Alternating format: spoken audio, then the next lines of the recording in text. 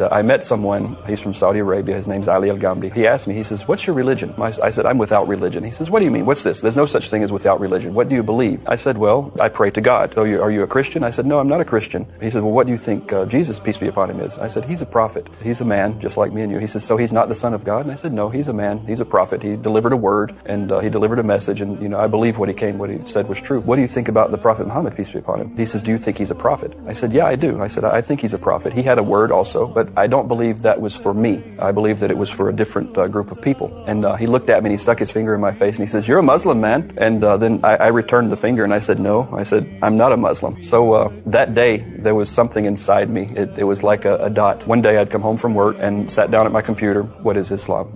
Give the 5 pillars of Islam. For some reason, I read La ilaha illallah Muhammad Rasulullah, make Hajj, to fast, to pay zakat, to pray. And I said, I believe that. Every pillar that I read, it was like something had opened. I can't explain it. It was like if my heart was being painted or a light was opening inside me. Then once I had finished reading all the 5 pillars, I knew that I couldn't go any other direction. That was the only direction that I could go. I went to the bathroom. I took my shahada in a bathroom. I washed myself in the bathroom, and then from that point I started praying.